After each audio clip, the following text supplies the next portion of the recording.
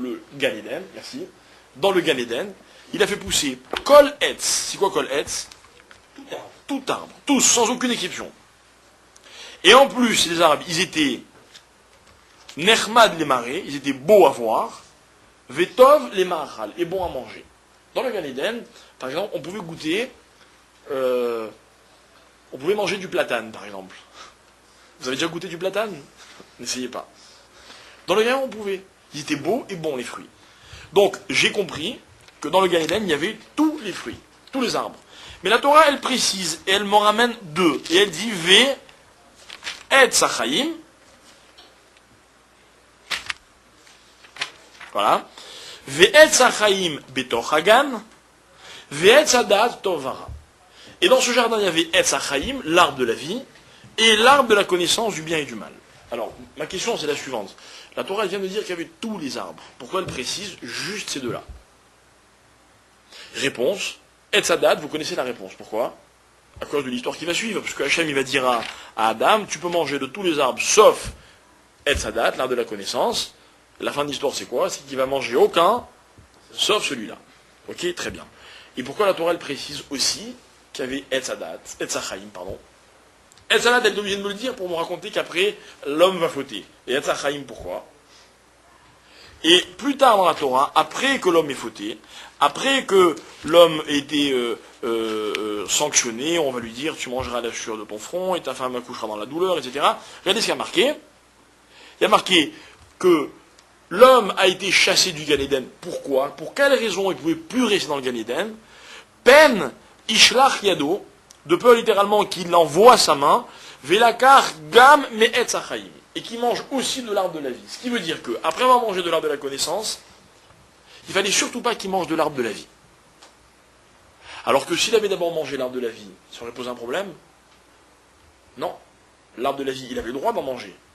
Mais pas après qu'il ait goûté à l'arbre de la connaissance. Ok? Oui ou non? Très bien.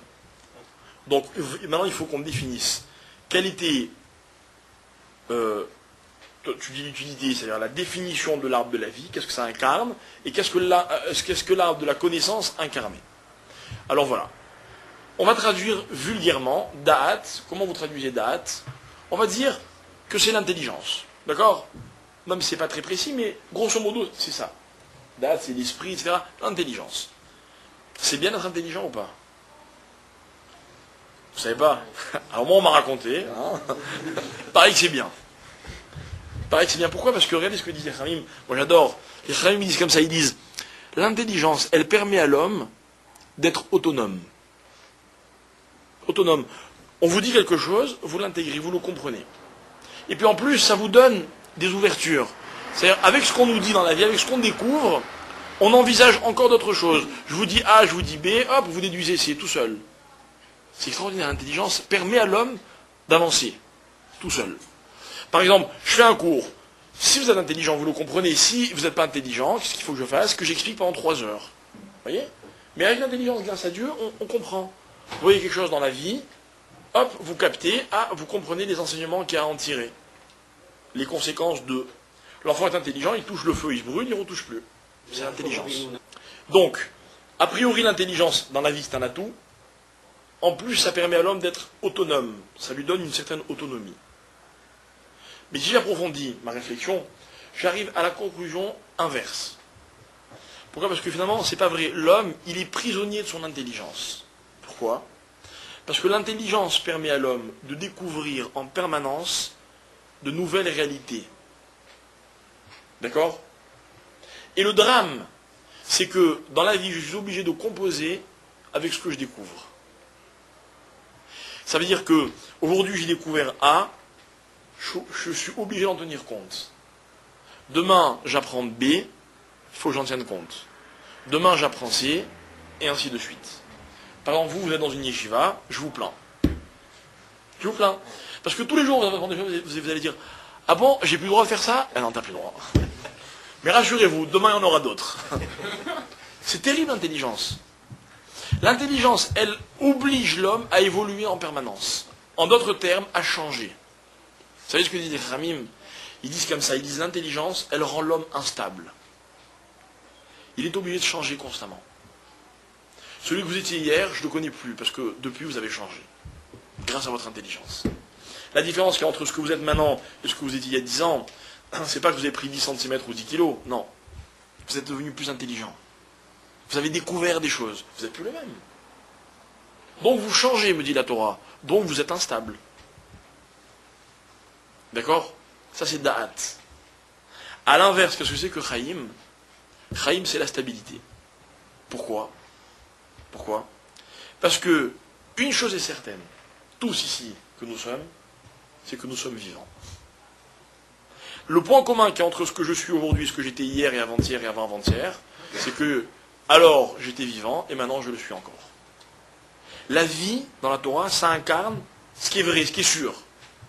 D'ailleurs, dans la vie, on est ou vivant, ou on l'est plus. On n'est pas à moitié vivant. Non, mais c'est vrai. C'est vrai. Je ne parle pas maintenant au niveau du moussard, quand on va vous dire que quand quelqu'un qui est encore vivant, tout peut encore changer. Bref. Mais la vie, c'est noir ou blanc, vous voyez ce que je veux dire? C'est pas, il n'y a pas de demi-mesure. La vie, c'est stable. J'ai toujours été vivant jusqu'à aujourd'hui. Depuis que je suis né. Donc, regardez. La vie, c'est la stabilité. Da'at, c'est l'instabilité. Maintenant, regardez la faute de Adam et ses conséquences. C'est très clair. La Torah me dit comme ça. Si l'homme avait goûté d'abord de l'arbre de la vie, il aurait été stable. Quand quelqu'un est stable, même si de temps en temps il fait des petits écarts, c'est pas grave. Vous voyez? Quelqu'un qui s'est stabilisé, il a droit à l'erreur, ce que je vous disais tout à l'heure. Il fait une erreur, c'est pas grave, on sait qu'il va se recentrer. Il va revenir. Alors, Chaim d'abord, la stabilité, Da'at après l'instabilité, ça ne nous dérange pas, c'est pas très grave. Mais quand c'est le contraire, c'est dramatique, parce que l'homme, d'abord, il a goûté à l'instabilité. Et si maintenant il goûte à l'arbre de la vie, qu'est-ce qui va se passer? Il va se stabiliser dans l'instabilité. Et ça, c'est terrible. Dans la vie, la première chose qu'il faut, c'est des repères. On se stabilise, et après, on assure, vous voyez, on assure notre prise. Et après, on peut passer à l'étape d'après. Quand vous avancez ou vous marchez dans la vie ou dans la rue, quand votre pied droit est, stable, alors vous levez le gauche pour le mettre devant, et ainsi de suite. Mais si votre pied droit glisse, qu'est-ce que vous faites? Vous vous stabilisez avec le pied gauche, vous n'avancez pas. Vous arrêtez d'avancer. D'abord Chaim, après Da'at. La faute de l'homme, c'est qu'il a d'abord fait Da'at. Alors là, Hachem l'a dit, il ne faut surtout pas que tu restes dans le Gan Eden et que tu goûtes à l'arbre de Chaim. Sinon, je ne sais pas quelles vont être les conséquences. Ce que je voudrais qu'on comprenne, c'est que le pire danger dans la vie, c'est l'instabilité. Je ne sais pas ce que vous êtes. Je ne sais pas ce que vous étiez hier. Mais ce que vous serez demain, j'espère que ce n'est que la suite de ce que vous avez été aujourd'hui. Les gens qui font comme ça, vous voyez, qui montent, qui descendent, qui tombent, qui se relèvent, on ne peut pas compter sur eux. On n'est sûr de rien. Moi, je suis peut-être médiocre, mais je ne suis pas moins que ça. Vous voyez? Il y en a qui sont très bons, mais demain, ils peuvent être le pire des mauvais. Alors, j'ai pas terminé. J'ai pas terminé, pourquoi? Parce que lorsqu'Hachem a créé le monde, il a créé deux choses. Il a créé la matière, donc Bereshit bara Elokim et Hashamaim vet haaretz. La spiritualité et la matérialité. Ok? La matérialité, elle est symbolisée par la matière, justement, le chomer. Ok? Et l'homme, les hommes que nous sommes, on vit dans le chomer. Vous voyez, je suis assis sur une chaise. Une chaise, c'est du chomer. Vous enlevez le chomer, je tombe par terre. On ne peut pas sans chomer. Mais le génie de l'homme, c'est qu'il ajoute au chomer une autre dimension qui s'appelle... Hein? Non. Non. Oui, mais ça passe par quoi, ça? Ça passe par un terme que nos maîtres ont appelé la tsura. Qu'est-ce que c'est la tsura? La tsura, c'est... Vous voyez cette table? C'est un morceau de bois.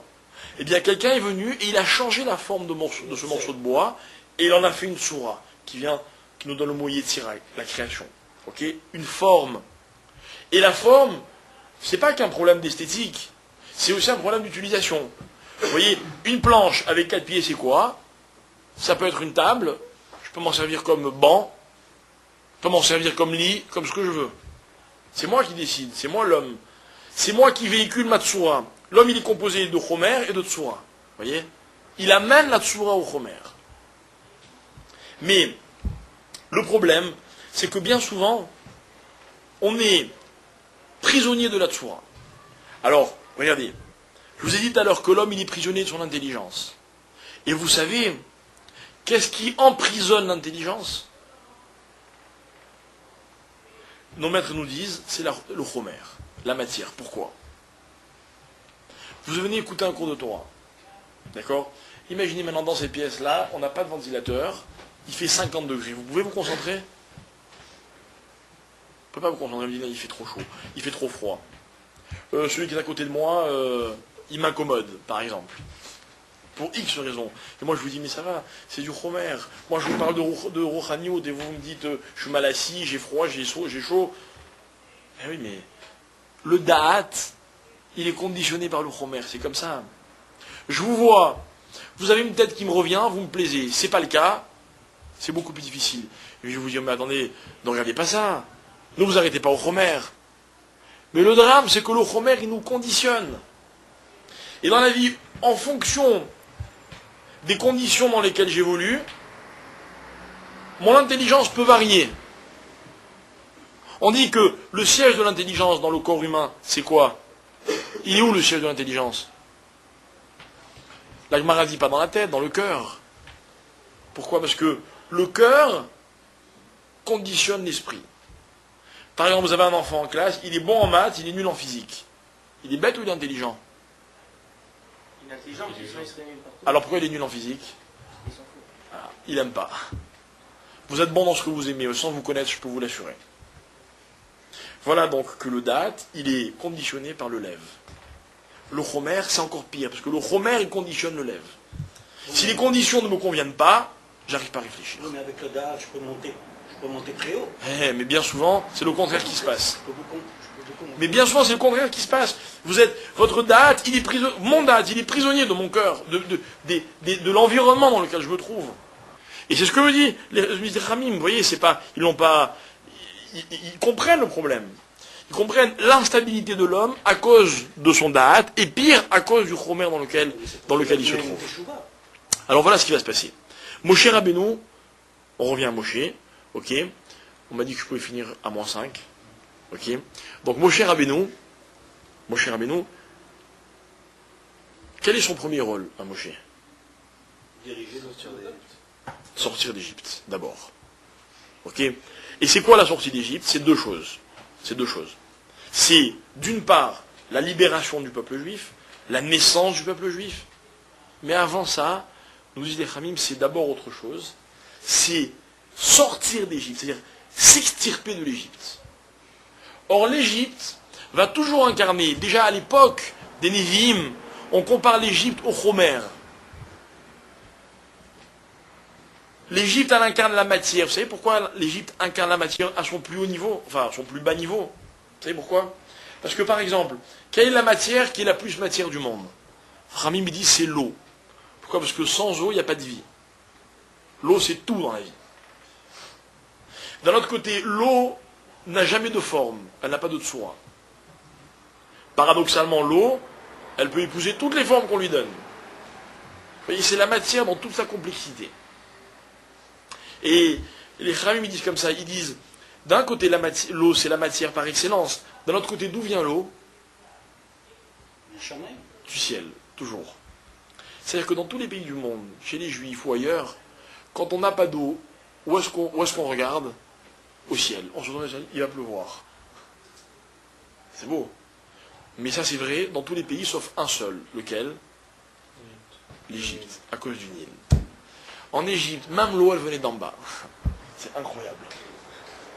Ils n'ont jamais eu, dit le Midrash, besoin de pluie.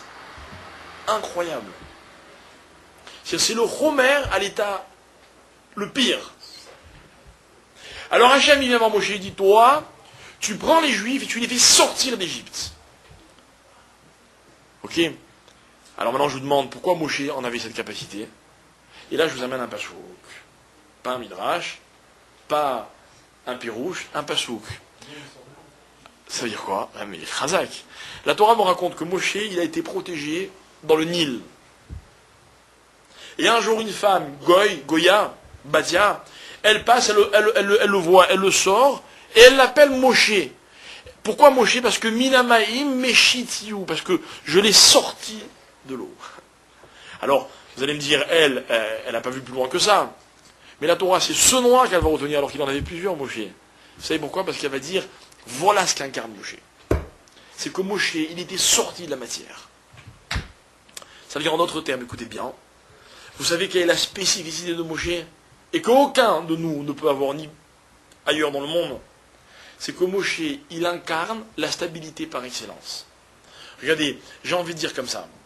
J'ai envie de dire que quand quelqu'un fait une avéra, c'est comme si un peu dans sa vie, un moment, il avait changé d'avis. Vous voyez, on s'engage, on va dans le chemin des mitzvot, dans le chemin de la Torah, et puis un jour, on fait une avéra. C'est quoi une avéra? C'est comme si j'avais changé d'avis. Juste 5 minutes.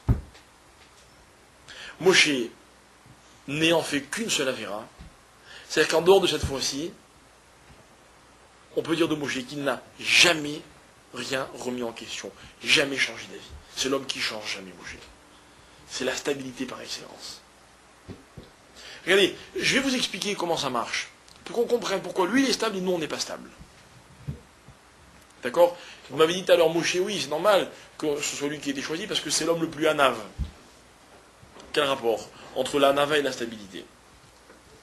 Alors regardez. Le Midrash, il disait tout à l'heure, il disait que Korach, Yarad minakavod sheaya beyado. Il est descendu de son kavod. Vous vous rappelez tout à l'heure, on disait, le kavod, il sort l'homme du monde. On l'apprend de Korach. Pourquoi? Alors non, on croyait jusqu'à aujourd'hui parce que Korach, il a manqué de kavod à Moshe, ou parce qu'il avait envie de kavod jusqu'à prendre la place de Moshe. Mais le Shem Mishkoua nous propose une autre explication. Et il dit comme ça. Il dit voilà.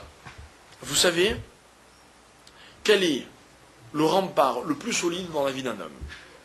Le rempart, ça veut dire quoi? C'est-à-dire que, bon, voilà, moi je fais teshuva et j'avance, mais j'ai très peur un jour ou l'autre de régresser. Comment je peux faire pour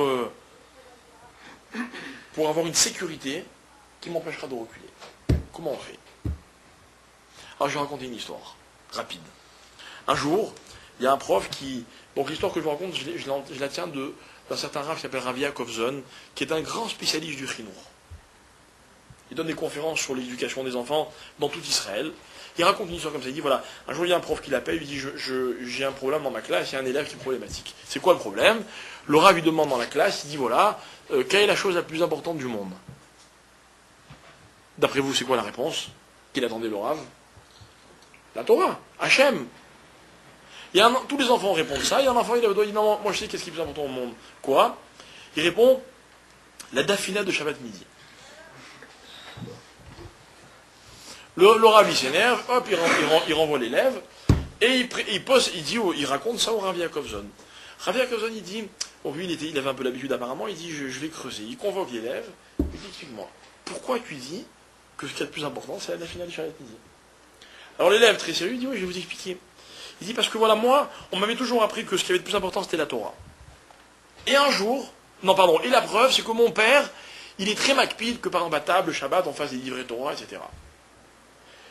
Il dit mais si par malheur, pendant que je dis mon Dvar Torah, ma mère, elle amène la dafina à table, mon père il connaît plus rien, plus personne, c'est la dafina qui compte. Vous avez vu les enfants comment ça marche? Alors le Rav il appelle l'enfant, il lui dit, le Rav il appelle le père, il lui dit mon ami, t'as un vrai problème. Comment réparer un problème pareil? Vous savez, les enfants, c'est pas des idiots. Le père, il peut pas, la semaine d'après, à table, genre, dès que la finale arrive, non, dégage, d'abord au Dvar Torah, l'enfant, il va comprendre tout de suite qu'il y a un problème. Non, écoutez bien. Il y a une opportunité magnifique qui se présente. Quelques jours après, ils sont dans un garage. Le père, l'enfant et la voiture. Ils rentrent dans l'atelier, et le garagiste, il est autour de la voiture, etc. Et le père, l'enfant, le garagiste, et puis au bout d'un moment, le garagiste, il craque, il dit au père, regarde, fais-moi dégager ton fils, ça me casse la tête, les enfants dans les pattes, moi je supporte pas. Et là, le père, il dit au garagiste, t'as raison. C'est vrai que les enfants, des fois, c'est pénible. Il dit, mais cet enfant-là, il est exceptionnel. Ah bon, qu'est-ce qu'il est exceptionnel? Demande le garagiste. Il lui dit, cet enfant, il étudie la Torah. Il n'est pas comme les autres enfants. Mes chers amis, je ne sais pas ce que le garagiste il a compris. Je ne sais pas ce que... Mais le Rav raconte que depuis ce jour-là, l'enfant, il a remonté la pente. Pourquoi? Voilà maintenant mon explication de cette histoire. Vous savez pourquoi? Parce que le père, il a trouvé le moyen de faire du kavod à son fils. Ça veut dire que maintenant le fils, il se dit, ah, c'est comme ça qu'on me regarde? Parce que j'étudie la Torah, je suis un enfant exceptionnel. Regardez, je vais vous dire quelque chose. Vous savez quel est le meilleur rempart à la faute dans la vie? C'est le kavod qu'on a pour nous-mêmes. On vous propose une avéra. Maman Goy, vous lui dites, tu veux pas, on fait un casse? Tu veux pas mentir 5 minutes? Le type un peu digne, il vous dit, non, moi, mentir moi, je peux pas. Dans la vie, quand j'avance, ok, j'aime l'image que me procure, l'image de moi-même que me procure le fait d'avancer. Eh bien, mes chers amis, c'est ça mon kavod.